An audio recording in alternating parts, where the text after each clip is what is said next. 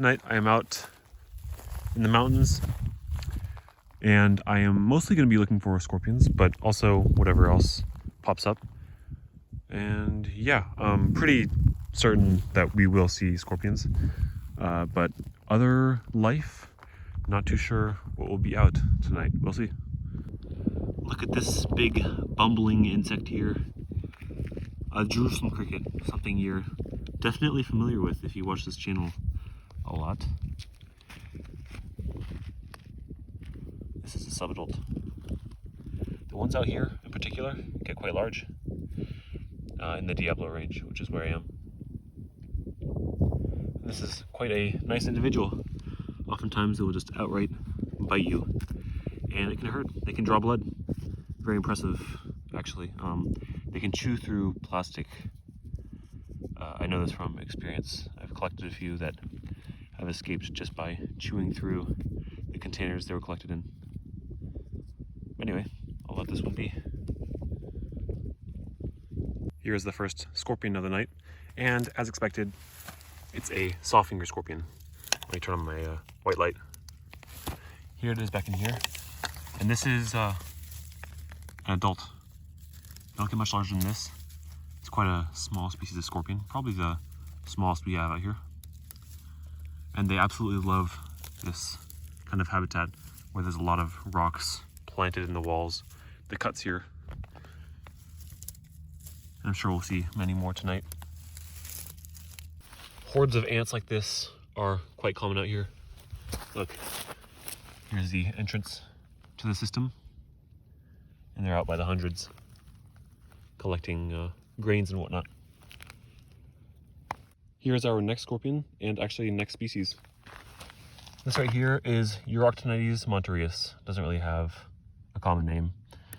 And yeah, second smallest species out here, if you will. And this one is a subadult. Here's the little Uroctonides monterius again. An interesting thing about this species is that up until adulthood, so all the instars till it's a subadult, it retains this sort of cream color. It's a bit lighter when they're younger, but as soon as they molt for the last time and they become a proper adult, they go through a drastic color change and become dark brown in their sort of final colors. I'll try to find a slightly larger one and show you what I mean by the dark coloration. Look at this. Do you see that bug that's running around? This is a camel spider that's cruising around from the family Aremobatidae. I try to catch it, and then I'm going to put it on the flat area so it doesn't run into any holes, so we can examine it. So I managed to catch this camel spider, and already, well, you could tell before, but this is a male specimen. The way we can tell that this is a male is on the head. There's quite a few setae or hairs that are just bunched up together. It's very dense, whereas on a female they're a bit more sparse and a bit thinner. But also on a male, the abdomen is roughly in a normal proportion with the head, a bit smaller, while the female it's much larger abdomen, especially when they are gravid, which is something you can see at this time of the year. Anyway, these are generally quite fast, so let's see it zoom off. Go. There it goes. One more sawfinger sitting in there, running back, and there's another one up here. The habitat that I'm in now is a bit more ideal, but not entirely. I'll show you why. So we're actually on a proper rock cut. Not sure where that scorpion is, but this is the stuff that they really like to live in. This is as good as it gets, with the exception that there's trees up here, and they like it in more open areas. I'm sure I'll find a cut with better density coming up here soon. And I did find that scorpion again. It's up in there. You can see it tucked away in the wedge. Here is our next scorpion. And luckily enough, it's another monterius. Now you can tell that, like I said, when they're a bit younger, they're a bit lighter. Nothing too special. But I'm still going to try to find that adult I was talking about earlier to show you just how dark and how drastic of a coloration change they go through. Look at this scene right here. Right here we have an adult Euroctonides monterius. I'll show you that in just a second because that's what I was trying to find. And there is a Calisoga. See if it comes back out. With any luck, I can lure it out. If not, I'll find another one. See that drastic color change. And now, since it's an adult and it's quite dark and very large compared to the more common species of scorpion out here, the soft-fingered scorpion, Ceredigitis gertzi striatus, I will mention that before these become adults, the way you can tell them apart is these guys have very thick hands, manus, while soft-fingered scorpions have very thin ones. And that's the main way to tell them apart. There's other subtle clues as well, but that should do it otherwise. Here's our next scorpion, and I'm glad I found this species of scorpion at this size. This is not a monterius. This is Euroctonus mordax, the western forest scorpion. And the way you can tell is, well, generally they have a slightly thinner tail, but that's not a great diagnostic. It's the combination of the thin tail and the slightly smaller hands that makes this a different scorpion superficially than the monterius. I'll try to find a larger one. This is the largest scorpion that we have here, along with Euroctonus sylvestri, which I'm not quite sure I can find tonight. I don't know, I'll try.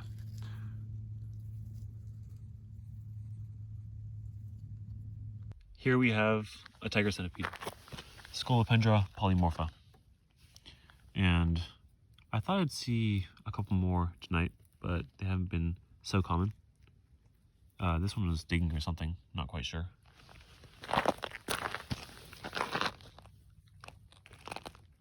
Here. Gonna get bitten, but oh well.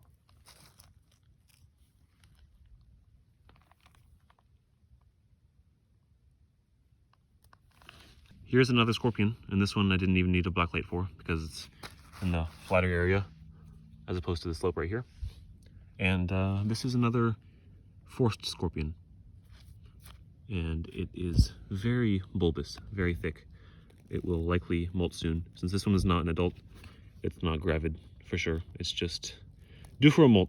But since it was out and about, maybe it's looking for a meal or two more before it does put in that molt, which will not get it to be an adult. This one will become a subadult and still maybe have one or two left before adulthood. Here is another monterius here. This is an interesting specimen because you can tell it's smaller, but it has its dark coloration, and that's because it's a male. Males sexually dimorphic, which means, you know, by sex they are different visually than the females. The males become adults at a smaller size and therefore are darker at a smaller size. And not many scorpions in California are sexually dimorphic in terms of size to this degree. Definitely a couple others, like Smeringus, for example, but this is quite unique in California. California camel cricket down here. These aren't terribly interesting in my opinion, but they are quite impressive in terms of size.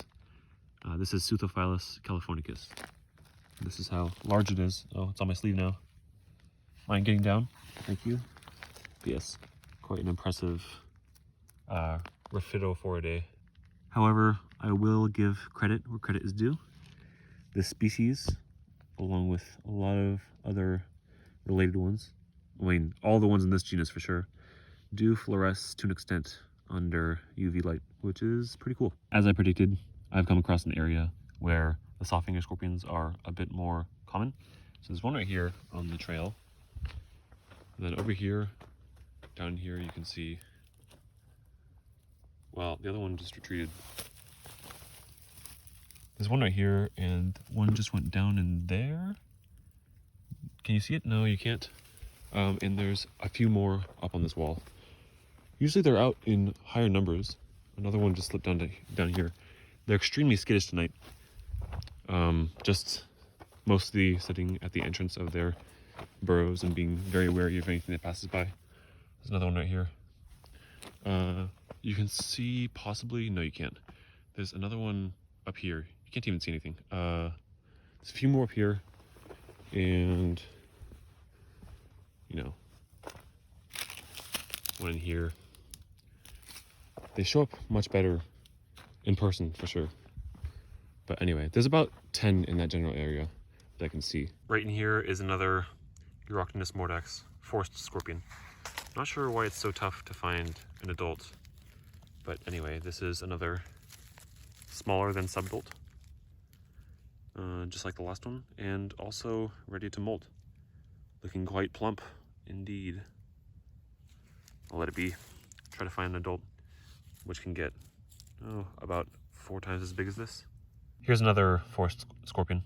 While it's not an adult, I thought I would show you guys anyway, because this one is slightly larger than the last ones are. It's acting pretty defensive right now. And just like the other 2 I found, of the 3, the 2 that were plump, this one is also close to getting ready to molt. And not too far away from this camel spider here. Here, we'll take it for just a second. Not too far away, we have one of the same species and sort of the same build, same size, chilling right here. Pretty cool. See if I can get them to stay still for a second. No, maybe not. No. This millipede here, a Bassion species, is generally quite uninteresting for the average person, and including myself. But one cool thing about these is that when they excrete their poison, if you will, they actually smell exactly like horse dung. Like exactly. It's uncanny how similar the 2 smells are. And it's not a very large species either. Here's another area with a pretty good at-sea scorpions. There's one hiding in that crack, just the tail end. And then over here is another one, also in a crack. And then if we go back here, there's one just sitting almost outside, but trust me, it's near its burrow, if you will, which are usually just crevices that are repurposed. And there was another one, I think I just scared it away before I started recording. That was here too. Oh no, it's still here. Here's a black widow here. Latrodectus hesperus, I believe. I'm not quite sure. And this is one of the most common spiders in this area. While this soft-fingered scorpion is not anywhere near rocks that it can hide in, I thought I might as well show you how fast these are at times. Not sure if they will all perform the same way. This is quite a speedy species. Alright, no, this one's pretty slow comparatively. They can be quite quick. Come on now. I don't know why this one is moving so awkwardly. Oh well. Ordinarily I wouldn't be really recording this kind of thing, but that is cool that this caterpillar right here is so well camouflaged on this plant.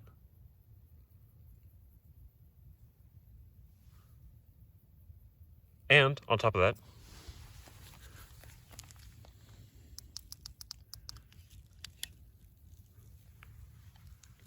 this caterpillar is fluorescent. Not sure why, but this is how I found it so easily at night. Here we are. This is an adult female western forest scorpion.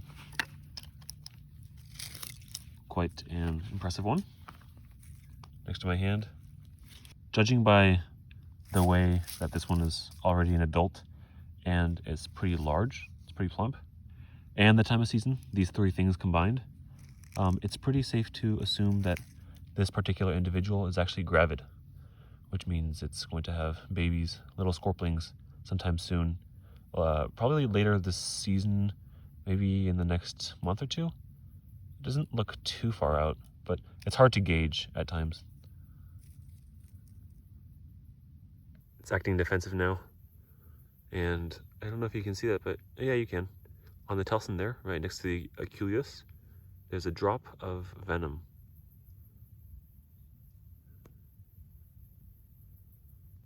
All right, well, time to release this one. We'll go back to doing scorpion activities. Here's another Euroctonides monterius. And here, just without even looking at the ventral side or the underside of the scorpion and looking at the pectins, which are the appendages that the scorpion uses to feel its way around, we can actually tell that this one is a male, a mature male, because at this size, if this scorpion were a female, it would be a subadult. But it already has its dark coloration, which indicates that it is an adult, and therefore, at this size, a male. Quite a funny looking scorpion. This large spider right here is Tidiotis californicus. Doesn't really have a common name, but it is quite an impressive species out here. And this one is about as large as they get. And they are really cool sometimes when you can hit them at the right angle with your light and they become iridescent. Let's see if I can get this one out.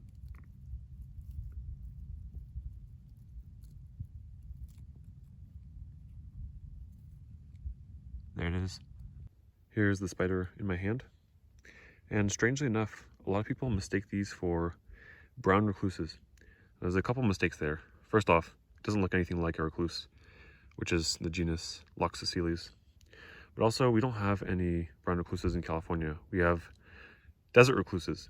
But another thing that's wrong with that is desert recluses don't range to this particular part of California, the Bay Area, where people make reports.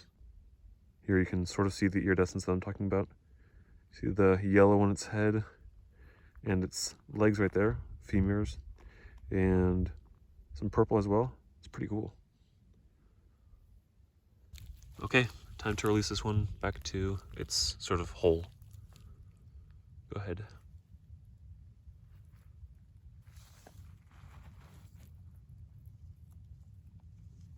Over here, just chilling outside, is another male Eremobatidae. A bit larger than the last one. And it's all frozen up now that I'm shining the light in its face. But as soon as I bother it, it'll be off. No? Oh, it wants to bite? Yeah, they don't really pack a punch. Well, if you're an insect, you're doomed, but as far as humans go, not much these guys can do. Unless they're larger. I've taken some pretty bad bites from Galeotes.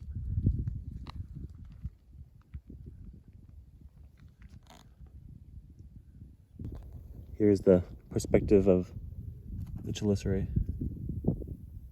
Come on, do something. There you go.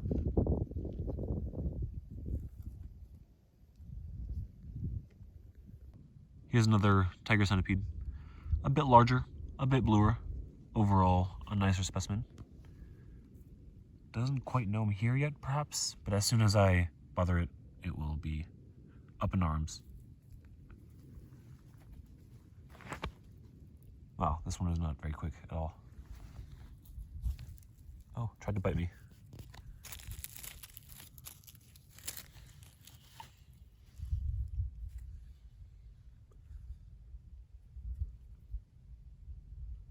All right, I'll let it go now. Pestering it enough. Scolopocryptops centipede down here. Now this is not a scolopendrid for a couple reasons actually. This actually has 23 body segments instead of 21 like Scolopendra and other scolopendrids. And it also lacks ocelli, doesn't have any eyes, whereas I think Scolopendra have something like 6 or 8, I forget. Here is another sulfigid, little camel spider, an immature one by far. It's kind of tough to tell, but whichever species it is that's living out here, this one, when they're immature like this, they have a sort of green abdomen. Doesn't really show up too well on camera, but it's pretty interesting. It's always been like this, very consistent.